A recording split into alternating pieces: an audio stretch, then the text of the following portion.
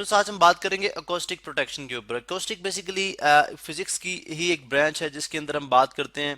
कि साउंड किस तरह से प्रोड्यूस होती है, किस तरह से ट्रैवल करती है, प्रोड्यूस्ड किस तरह से ट्रैवल करती है, किस तरह से जो है वो उसकी बाकी प्रॉपर्टीज क्या है, यानी जो प्रॉपर्टीज ऑफ रिफ्लेक्शन है, वो रिफ्रैक्शन, वो यहाँ पे किस तरह से इफेक्ट होती हैं। अब अगर आप इसको स्पेसिफिकली डिफाइन करते हैं अकोस्टिक को, आप जब अकोस्टिक प्रोटेक्शन की बात करेंगे तो हम बोलेंगे जी कि अगर हम इसको साइंटिफिकली यानी किसी भी कॉन्सर्ट रूम की डिजाइनिंग के वक्त, यानी अगर आप एक कॉन्सर्ट रूम डिजाइन करते हैं, ठीक है, सॉरी यहाँ पे कॉन्सर्ट रूम डिजाइन किया आपने,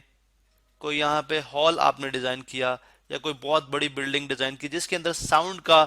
जो है वो इम्पैक्ट बहुत ज्यादा, यानी साउंड का ठीक होना ज्यादा जरूरी है, उसकी जब आप साइंटिफिक स्टडी करते हैं, ठीक है, फिजिक्स की लाइट के अंदर, तो वो अब आपके पास एकोस्टिक कहलाती है। अब एकोस्टिक प्रोटेक्शन से बेसिकली क्या मुराद है? अब फॉर एग्जांपल अगर आप यहाँ पे स्क्रीन पे देखें तो आपको ये एक हॉल नजर आ रहा है, ठीक है। अब इस हॉल के अंदर लेट्स सपोज जितने प्रोग्राम या फंक्शन होते हैं उसके अंदर साउंड का बहुत इंपैक्ट है। अगर यहाँ पे जो है साउंड रिफ्लेक्ट होगी यानी एको प्रोड्यूस होगी, क्या मुराद हुआ एको से? कि अगर आप यहाँ पे जब आपने कोई साउंड प्रोड्यूस कराई तो वो साउंड लाइक आफ्टर 0.1 सेकेंड के वक्फे के बाद वो साउंड बार बार जो है वो सुनाई दे रही है, तो वो साउंड जो है वो आपको क्लियर सुनाई नहीं देगी, यानी क्लैरिटी ऑफ साउंड उससे क्या हो जाएगी, डिस्टर्ब हो जाएगी, क्लैरिटी ऑफ साउंड। यानी अगर आप जो अकॉस्टिक्स है इसको मद्देनजर नहीं रखेंगे तो क्लैरिटी ऑफ साउंड प्रॉब्लम आपके लिए प्रॉब्लम क्रिएट कर सकती है, ठीक है। इसी तरह से जो नेक्स्ट प्रॉब्लम हमें हो सकती है कि साउंड, अगर आप बिल्डिंग की शेप इस तरह से बनी हुई है कि साउंड जो वेव्स हैं, साउंड वेव्स जो हैं वो एक ही जगह पे फोकस हो रही हैं, यानी एक ही जगह पे, यानी एक सर्टेन स्पॉट है, जैसे अगर आप यहाँ पे देखें तो साउंड वेव्स लेट सपोज यहाँ पे फोकस कर रही हैं। अब इस एरिया के अंदर साउंड जो है वो बहुत ज्यादा होगी, और उन एरिया के अंदर जहाँ पे साउंड वेव्स फोकस नहीं कर रही वहां पे लेट सपोज वो ये एरिया, तो यहाँ पे साउंड जो है वो कम होगी। अब इसी तरह से एक जो हमने एक और प्रॉपर्टी है साउंड की, दैट इज कॉल्ड रिवर्बरेशन, ठीक है। ये बेसिकली क्या है? रिवर्बरेशन जो एक रूम की जनरल एबिलिटी होती है, यानी उसकी जो नेचुरल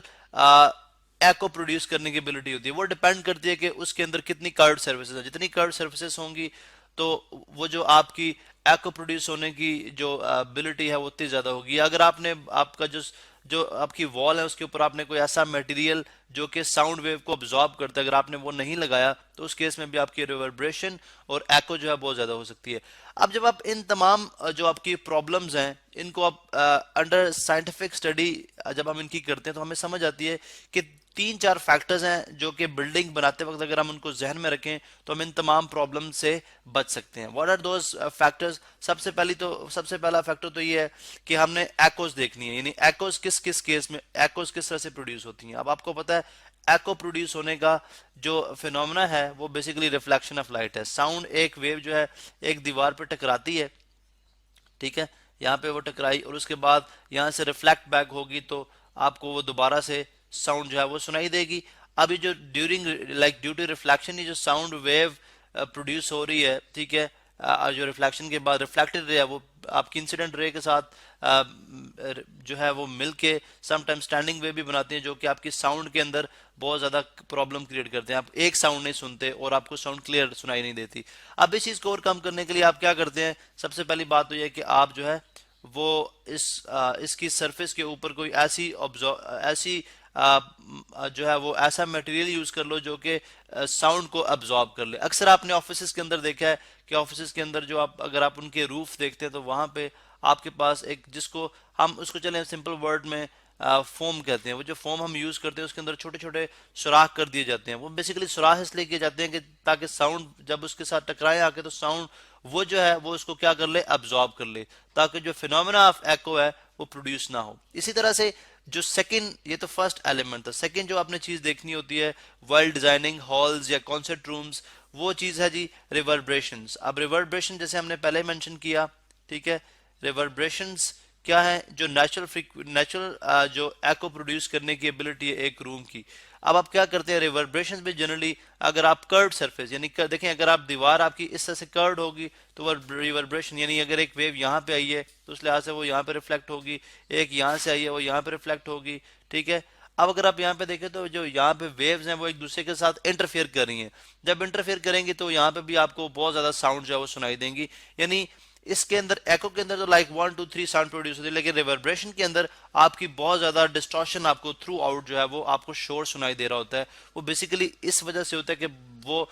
कर्व्ड सरफेस होने की वजह से, अगर आपकी दीवारें कर्व्ड हैं तो उसमें जो रिफ्लेक्शन का फिनोमेना है वो रिवर्बरेशन के एलिमेंट को जो है वो बहुत हाईलाइट करेगा, जिसकी वजह से आपको साउंड क्लियर सुनाई नहीं देंगी। तो अगर आप, एक तो ये कि अगेन जो एब्जॉर्ब, अगर आपकी दीवार जो है वो एब्जॉर्ब करती है साउंड वेव को एब्जॉर्ब करती है, तो उस केस में भी आपकी रिवर्बरेशन जो रिवर्बरेशन प्रोड्यूस नहीं होंगी। और सेकंड, अगर आप कर्व सरफेस से अवॉइड करेंगे, उस केस में भी आपकी जो रिवर्बरेशन वाली प्रॉपर्टी है, ये जो प्रॉब्लम है वो ओवरकम हो जाएगी। जो तीसरी इंपॉर्टेंट चीज है वो ये है कि हमने क्या करना है, focusing of sound at certain spots,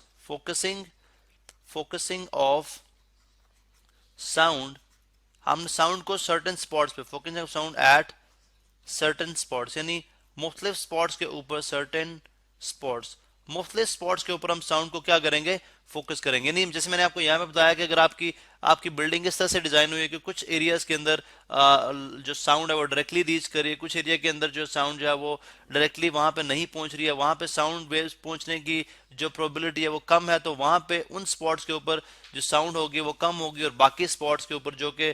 exposed है directly to the sound wave, वहां पे साउंड की जो वहां पे जो साउंड, जहाँ पे जो लाउडनेस होगी, साउंड की इंटेंसिटी होगी बहुत ज्यादा होगी, जिस वजह से साउंड आपको वहां पे लाउड सुनाई देगी। तो अगर आप बिल्डिंग को डिजाइन करते वक्त या किसी भी हॉल को या कॉन्सर्ट रूम को डिजाइन करते वक्त इन तीन फैक्टर्स को जहन में रखेंगे, तो आप जो